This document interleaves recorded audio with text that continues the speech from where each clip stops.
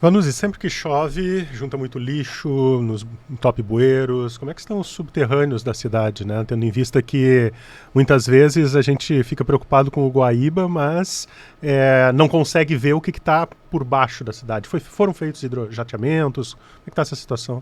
Olha, todos os pontos de Porto Alegre já foram hidrojateados, ao menos uma vez.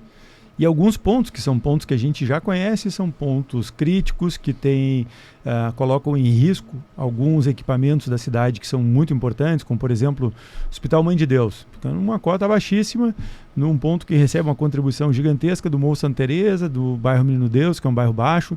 Ali passa uma série de galerias, na própria José Alencar e na Rua Costa também, e em direção ao Parque Marinha, onde temos 2 casas de bombas.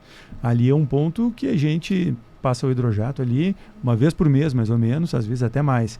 Então, assim, é um desafio constante manter esse sistema funcional, considerando que é um sistema projetado 60 anos atrás, com uma cidade muito menos impermeabilizada e, possivelmente, né, com algum tipo de modificação nesse meio tempo do comportamento climático. Acho que esse é um debate que é daqueles que é uma bola dividida, né? Então tem muitos especialistas de sofá, todo mundo tem a sua opinião sobre mudança climática, mas o fato é que fizemos uma pesquisa de intensidade, duração e frequência e mostrou um aumento muito significativo da intensidade de eventos de curta duração e a frequência deles também. Então, os eventos de curta duração, aqueles de 5 a 15 minutos, é gritante a diferença das medições dos estudos anteriores, não tão antigos, coisa dos anos 80, dos anos 90 e dos anos 2000. Então, o último ciclo de medição que foi feito agora mostrou claramente isso. E a longo prazo, a gente tem os números que falam por si, e aí é um tema um pouco mais espinhoso, mas nós tivemos enchentes muito espaçadas até os anos 2000 e de 2015 para cá, o intervalo diminuiu muito entre os eventos climáticos aqui que tiveram uma elevação de cota significativa do Guaíba. Então, sem dúvida, é um tema que agora a gente tem que analisar com muito cuidado, mas o sistema em si da microdrenagem recebe uma atenção redobrada por conta dessa percepção que nós temos que o Guaíba está subindo com uma frequência e botar a água para fora com o Guaíba alto é muito mais complexo. Então, uma das coisas que nós fazemos, uma das nossas medidas operacionais, que às vezes o cidadão nem percebe, é véspera de período que vai ter uma chuva, nós sabemos, vai chover muito amanhã no período, vamos lá, das 18 até as 24 horas. Então, durante o fim do dia de hoje, o início do dia de amanhã, nós começamos a baixar os poços da rede de drenagem da cidade. O que significa isso? É botar as bombas a trabalhar, para retirar a água que está ali, residual, dentro dos bairros, que são cursos de água natural, né? Nós temos que entender que Porto Alegre é uma cidade que tem, se não me engano, 17 microbacias, né? Alguma coisa assim, e 5 grandes arroios, ou 7 grandes arroios. Então, nós temos muita água dentro da cidade. É uma cidade com muita topografia, muita variação topográfica, né? Nós temos quantos morros aqui, quanta água vem do Morro Santana, do Morro Santa Teresa, né? Então, percorre um trajeto muito grande. O Arroio Areia é um exemplo disso. Então, hoje nós estamos muito atentos a esse sistema da microdrenagem, porque ele vai ser muito exigido caso a gente tenha um problema de elevação de rios. Todas as casas de bomba, então, estão neste momento funcionando? Sim, todas. E as comportas todas estão fechadas? As comportas estão fechadas, mas sim, nós estávamos em etapa de obra de algumas comportas. Então, nós temos 7 comportas que já estavam solucionadas, ou com material novo, totalmente revisado, com funcionalidade, ou definitivamente fechados. E aí concreto, né? Concreto. Aí nós temos mais outras 7 comportas, que delas 3 se determinou o fechamento completo e 3 se determinou a substituição. E uma delas ficou pelo caminho porque metade seria fechada e metade seria colocado um novo equipamento permitindo a abertura e fechamento, que é a 14, que é aquela que se colocou todo o material, com primeiro os sacos para fazer a base, depois a argila para impermeabilizar e por fim o rachão, que é para quebrar a onda, quebrar a marola que vem com o jacuí. Essas imagens que a gente está vendo, né? Isso é o início do processo. Uhum. Né? Quanto custa essa operação toda de bags e argila? O senhor tem esse valor na cabeça? Esse é o típico caso em que nós estamos trabalhando com um tema extremamente emergencial. Nós vamos ter que trabalhar aqui com contratos de fato emergenciais. Isso é daquelas coisas que as tabelas de composição de preços, de Cicro, de Sinap, vão nos indicar. Vai ser uma negociação, como sempre, com muito cálculo, muito estudo, muito projeto, a gente consegue quantificar aqui o que a gente tem de bags, a gente sabe o comprimento, a gente sabe a altura que o material chegou e vai se fazer o cálculo e aí nós vamos ter que definir, porque realmente quando nós estamos frente a uma emergência como que aconteceu, e é importante o cidadão entender que nós estamos há mais ou menos 12 dias sempre com o cenário pessimista mostrando uma possibilidade de entrada de água na cidade, né? Nas previsões sempre batendo 13,60, com a possibilidade de que com o evoluir dos fatos, e a previsão do tempo muda toda hora, às vezes ela muda para melhor e às vezes ela muda para pior.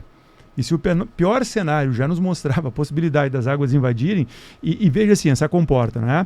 Essa comporta, quando a água chega, digamos, a 13,65, 13,70, ela não chega com 5, 10 centímetros na comporta. Essa comporta está a 2,70. Essa comporta está mais baixo do que a linha do Cais Mauá.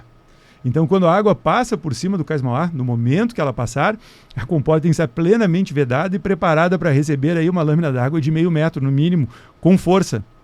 Então, nós estávamos trabalhando num cenário de extrema tensão nos últimos dias, extrema tensão, inclusive as equipes internas foram levadas ao extremo, né, porque nós precisamos colocar em prontidão total todo um sistema que produziu um resultado talvez não satisfatório frente a um evento muito maior, muito mais desastroso, que foram 5,40 metros, 5,70. 37. Tá, então, muito maior do que nós tínhamos em previsão. Mas nós tínhamos previsão aqui de 13,60, em alguns momentos foi a 13,65 e 13,65 daqui a 4, 5 dias. Imagine daqui a 2 dias o 13,65 mudar para 13,75. Um cenário altamente possível, porque a previsão do tempo evolui dia a dia. Então nós trabalhamos com a maior urgência possível e, claro, nós temos as tabelas referenciais de preço, que é o que vai nos guiar. Esses bags são enchidos cada vez que tem uma crise, não? Exatamente. Esses bags são um material que é utilizado em obras de grande porte, é utilizado, por exemplo, na obra que está se fazendo do talude, do arroio dilúvio. Então isso se usa para fazer a ensecadeira, que é uma área um pouco mais seca. Eles não têm o objetivo de produzir vedação. Eles têm o objetivo de desviar o curso do rio e sempre se utiliza atrás algum tipo de bomba, algum tipo de equipamento para fazer a secagem daquele local, a drenagem daquele local quando vai se começar a trabalhar. Então, por exemplo, ali no talude do dilúvio, né, tem aquele desvio e todos os dias de manhã, quando chega a equipe no canteiro de obras, ela liga a bomba e a bomba fica trabalhando meia hora, 1 hora, às vezes 1h30, para secar aquele espaço para que a obra continuasse. Então, isso é o bag, ele é a base dessa estrutura. Depois veio a argila, aí se confirmando o agravamento do cenário, se confirmando a possibilidade mesmo de ingresso de água, se colocou a argila e as pedras, que é para evitar que essa argila seja lavada, né? Então, ali naquele ponto, nós vimos conversando, o Jacuí vem em ângulo de 45 graus contra o talude da Freeway. E aquela comporta nada mais é do que uma intersecção ali, uma passagem de nível sob a Freeway, num ponto que receberia o Jacuí, caso subisse, num ângulo muito desfavorável. Não é como o Cais Mauá, que corre em paralelo, ele corre 75 graus, 45 graus contra, é um oblíquo.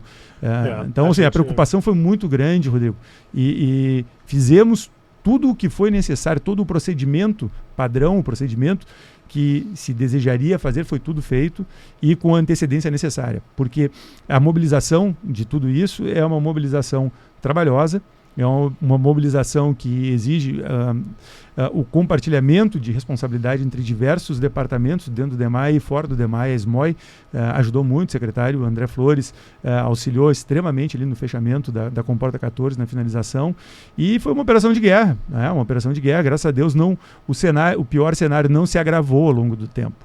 O pior cenário deu uma leve amenizada nos últimos dias, nos permitiu respirar um pouco mais tranquilos, né? E agora nós estamos observando, e uma das decisões que se precisa tomar como cidade como que nós vamos conduzir essas obras ao longo da temporada de inverno, temporada de cheias.